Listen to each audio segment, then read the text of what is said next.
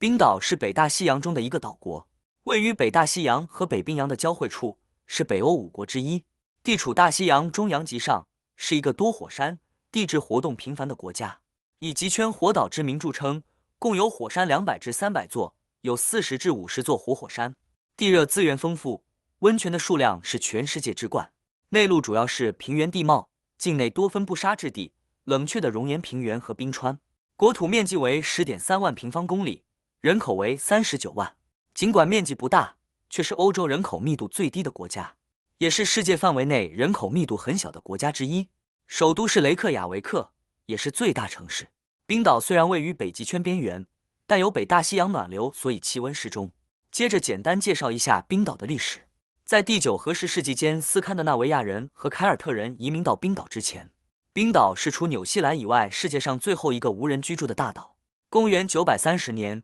建立世界上最早的议会，并成立冰岛自由邦，保持了300年的独立，随后被挪威和丹麦统治。1814年，丹麦挪威联合王国根据基尔条约分治之前，冰岛是挪威国王的殖民地，此后成为丹麦的附属国。丹麦政府给予冰岛有限的自治。1918年，丹麦与冰岛签订联合法案，为丹麦王国附属的主权国。1940年，德国在2战期间占领丹麦，冰岛迅速宣布脱离丹麦的控制。1944年，冰岛宣布取消对丹麦之从属关系，战后获丹麦之承认，冰岛共和国成立。新的冰岛共和国是北约的成员国，并于1949年和美国签订了防卫冰岛的协议，一直到2006年9月底美军单方面撤出。到目前为止，冰岛还没有自己的军队，是唯一没有常备军的北约成员国。国防事务主要由海岸警卫队负责。经济，冰岛经济主要依靠海洋渔业。渔业占60%的出口收入。制造业方面，因水利和地热资源得天独厚，电力充沛，价格低廉，需要大量能源的能源密集工业如炼铝业、炼铁业及渔产品加工业，成为冰岛的主要工业，是世界铝生产大国之一，产量将占世界铝产量的5%。在2007年时，成为了世界上最有钱的国家之一。但隔年，在金融海啸的冲击下，国内3大银行陆续倒闭。再加上股市崩盘，使得冰岛陷入了破产边缘。冰岛政府相继接管国内前3大家银行，控制权被转为国有，并且紧急立法减低金融危机的冲击，对银行高层进行制裁。再加上其他国家的支援，让冰岛的经济危机得到缓解，人民也回到以渔业和观光业为生，让国家在仅3年之间从金融海啸中重新复活。冰岛生物制药业近年飞速发展，目前已位于世界第4。成为主要经济支柱之一，主要得益于生物医学和基因研究的先进和发展。游戏、商业、防毒杀毒、教学及实验室软体发达，是世界主要软体出口国之一。冰岛自然风光独特，旅游业迎来爆发式增长。自2010年以来，游客数目不断刷新。2018年，前往冰岛的游客数量突破230万。当今冰岛仍是全球经济最富裕、人民生活水准最高的国家之一。且社会贫富差距极小。2010年，成为世界上第9个承认同性婚姻的国家。同一天，冰岛时任总理约翰纳西约尔扎多蒂与他的长期同性伴侣结婚。饮食文化，冰岛的主食是鱼类、羊肉和乳制品，很少使用辛香料。因为气候严寒，水果和蔬菜不是冰岛传统菜肴。由于过往的食材缺乏，许多古老的菜肴充分利用了羊脂的每一部分，例如血布丁。将内脏与血液一起切碎后塞在羊胃中烹调。咖啡在冰岛非常受欢迎。2016年，该国的咖啡人均消费量在全球排名第3。可乐也受到高度喜爱，是世界上可乐人均消费量最高的国家之一。接下来介绍几个冰岛的特色饮食。冰岛优格是冰岛乳制品，质地相较优格更加绵密、更浓，口味更为温和，可归类为新鲜的优格起司。在1100多年前，维京人冰岛定居时期，在整个斯堪的纳维亚半岛广为人知，但最终在冰岛之外被人们遗忘。与现今冰岛优格都是由牛奶所制不同，最早的冰岛优格有的是牛奶所制，有的是羊奶所制。冰岛马粪糖其实就是甘草糖，因为做成马粪的形状而有此名。也有其他造型的甘草糖，是冰岛的经典甜点之一，深受当地人喜爱。这款糖果的主要成分是甘草，是一种来自植物根部的天然成分，具有独特的甜味和稍微的苦味，让它在口感上与其他传统糖果有所区别。烤羊头是一道冰岛传统料理，取切对半的羊头，微烤至羊毛全部脱落，再经熬煮，去除脑髓即完成。羊头有时也以乳酸腌渍贮藏。黑麦面包是一款深受当地人喜爱的传统面包，通常呈现浓郁的黑色，口感湿润且富有嚼劲。与其他地区的面包不同，冰岛的黑麦面包通常是通过蒸煮而不是烘焙制作的。传统上，这款面包会放入土壤中或放在地下的火山热源附近进行蒸煮，不仅能节省能源，还能使面包的味道更加独特。炸鱼薯条通常使用冰岛当地捕捞的优质海鱼，如鳕鱼或比目鱼。这些鱼肉鲜嫩多汁，口感细腻。另一大亮点就是薯条，冰岛的薯条通常会切得较粗，经过2次炸制，外脆内软，不仅仅是餐厅或小摊的常见食品，也经常出现在当地的市场和街头小吃摊上，成为了冰岛人日常生活中的一部分。接着介绍几个冰岛的著名景点。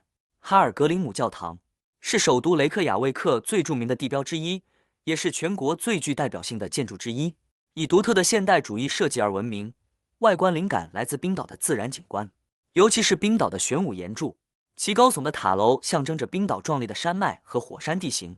教堂内部简洁而庄严，拥有美丽的玻璃彩窗，并以其巨大的管风琴而著名。教堂的设计由冰岛建筑师古德约恩·西格尔松负责，他将冰岛的自然景观与现代建筑风格相融合，创造了一个既现代又具有冰岛特色的宗教建筑。来到哈尔格林姆教堂，不仅可以参观其壮丽的建筑，还可以登上塔楼，欣赏到雷克雅维克市区及周围壮丽的风景。从高处俯瞰整个城市以及远处的山脉和海岸线，无论是白天还是夜晚，都能带来难忘的视觉体验。飞机残骸位于冰岛南部的索尔黑马沙滩，是冰岛最具特色的旅游景点之一。这座残骸属于一架美国海军的 DC-3运输机，于1973年12月24日迫降在这片荒凉的黑沙滩上。飞机并未遭到重大的破坏，没有死亡或重伤。据说，飞机在当时的迫降是由于燃料耗尽所致。经过机组人员的努力，全员成功撤离。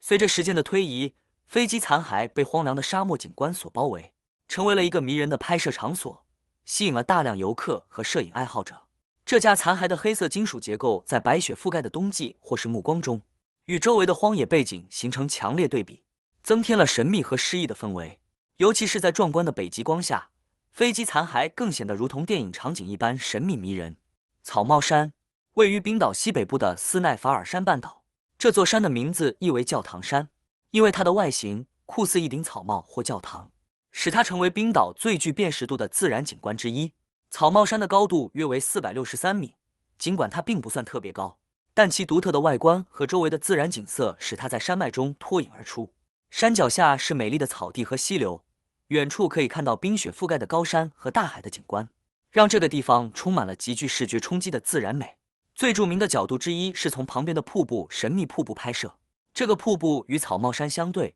形成了一幅如诗如画的景象，是无数摄影作品的经典场景，也曾出现在著名影集《权力游戏》中，作为象征冰雪北境的场景之一。冰河湖位于冰岛东南部的湖泊，坐落在著名的瓦特纳冰原边缘。湖水来自于冰川的融化，湖中漂浮着大块蓝白相间的冰块，这些冰块来自于冰川的裂缝，从冰川缓慢崩解并飘入湖中，形成一幅如梦似幻的景象。湖水清澈，冰块在湖面上漂浮，随着光线的变化呈现出不同的色调，从清新的蓝色到洁白的雪白，再到带有灰色或黑色的冰块。这些美丽的色彩使得冰河湖成为摄影爱好者的天堂。而湖岸边的沙滩俗称钻石沙滩，是冰块在波涛的冲击下被打上岸，形成闪闪发光的冰晶石景象，极具视觉震撼力。黑沙滩雷尼斯黑沙滩是冰岛最著名的黑沙滩之一，以其壮丽的黑色玄武岩沙滩和壮观的海石柱而闻名。沙滩的黑色沙粒来自冰岛火山的玄武岩岩浆，这使得雷尼斯黑沙滩独具特色，与世界其他金色沙滩相比，展现出截然不同的自然美。沙滩上最引人注目的景观之一是雷尼斯岩柱，这些高耸的玄武岩柱如同天然的雕塑，直立在大西洋的浪潮中。庞福是古老的守护神，根据当地的传说，这些岩柱是巨人所遗留下来的船只，当时他们试图将船拉到岸边，结果被日光照射变成了石柱。这些岩柱为沙滩增添了神秘感。古佛斯瀑布以其雄伟壮观的双层瀑布结构而闻名，总高达32米，水流从2层瀑布分别下泄，形成强大的水势，壮丽的景象让人惊叹。古佛斯的名字在冰岛语中意为金色瀑布，这个名字源自于瀑布下方的水雾和阳光照射下，水流反射出金色光芒的景象。无论在任何季节，都能让人深刻感受到大自然的壮丽与奇妙。极光是冰岛最迷人且令人惊艳的自然现象之一，这种美丽的光影舞蹈吸引了来自世界各地的游客。极光是由太阳风与地球大气层中的气体分子碰撞所产生的。当带电的粒子进入地球磁场并与大气中的氮和氧分子相互作用时，会发出不同颜色的光芒，通常呈现绿色、红色、紫色甚至是粉色。冰岛是一个充满自然奇观和独特魅力的国度，从壮丽的冰川、瀑布到神秘的极光，每一个角落都蕴藏着无穷的惊喜与美丽。这片土地的原始风光、壮阔的景色和浓厚的文化底蕴，都能让你在这里找到无限的灵感和感动。